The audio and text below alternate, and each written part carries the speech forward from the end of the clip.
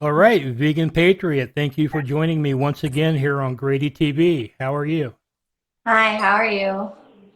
Pretty good. For those that don't know, this is my second Grady TV interview with Vegan Patriot. The first interview went through her life from birth to a year ago. This interview is going to cover everything that's happened over the course of the last year. The last time we talked, you were getting evicted from your apartment. I believe your boyfriend at the time had some kind of psychosis episode where he thought Chicken Andy was in the ceiling, completely ripped out the ceiling, caused thousands of dollars of damages, which you were on the hook for. That We also, didn't quite get evicted. We just got the lease terminated, basically. But yeah, pretty much. but you had this kind of on your record, these damages, and it seemed like you were having a hard time. No, no, my landlord, he loved me. He will only put in a good word for me with other landlords because all the other landlords that I like applied for, they all said the same thing, is that he was pretty much just like, yeah, she's paid all her rent on time, like she's a good tenant, you know. So I didn't get the quite the darkest mark on my record, but I have the DV mark, you know, the charge. So how long did you live in that apartment? 9 years. No, I mean from we talked roughly about 1 year ago. Oh, the second apartment, 6 months, and then I had to terminate lease because Nick went off and like he acquired two new charges after the initial incident. I am off probation. I don't have anything to deal with. Like, there's nothing I have to like pay, nothing, no classes. Like, I'm done. He never took all his classes. He never paid all his fines. He never showed up to court. He has two warrants in Arizona right now because one of the incidences he failed to show to court for was he basically freaked out when my roommate kicked him out, and he like banged on the door and was like, apparently, I don't know if this is true or not, but the neighbor said he was making death threats. I didn't hear what he was saying. He did say he wanted me to die a worse death than his mother, so I don't know. Like, it was insane. And anyway, so I used that DV incident to get out of the lease because honestly, like, nobody was paying rent. I was paying $2,200 a month. And Nick was just throwing tantrums every time I asked him to help me work. And then all my roommates had basically gotten addicted to meth. And I was the only one who didn't want to be around it, but it was still around me. So it was a crazy 6 months, honestly.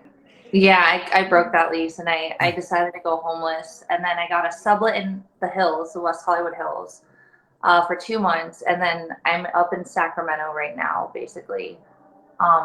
Somebody's letting me stay with them in their spare bedroom. What led you to deciding to become homeless? Was it just for the freedom to move around, or was it a financial problem? Well, like I said, I was paying for four people. So like nobody was chipping in for rent. It was me paying rent, like $2,200 rent. And then I had like $700 worth of other bills. Like I had to hustle, and I was doing okay, but like Nick would dox me, and he got me fired from like two of my jobs. And then he also doxed my client with my pet sitting business. He doxed my family. So yeah, I lost out on a couple of opportunities, but it's okay because like I can restart them in Cali. My grandma's gonna help me with a security deposit. I just have to make rent. So I'm working on that right now. You're living in your car. Yeah. What time period did this begin? Like what month of Well, 2023? so December 31st, because that's when me and Nick broke up. That was like a day after we moved out of the second apartment. We both went to California together. Long story short, he had a psychotic break. I was begging him to like just talk to me, and then we both decided like fuck you, we're done. And then I found out he was cheating on me with a 19-year-old afterwards, after I broke up with him. So then I kind of went crazy for a little bit, and like, God, I got in a fight with her. I did some of it for content, obviously. Like, it wasn't just to like be crazy. It was like, ah ha ha, people are gonna go crazy about this, so why not? Like, I feel this way a little bit. Why not just like kind of go with it, you know? So like, I fought Dex, and like, I'm the one who fought for Nick. She just was dating him for content.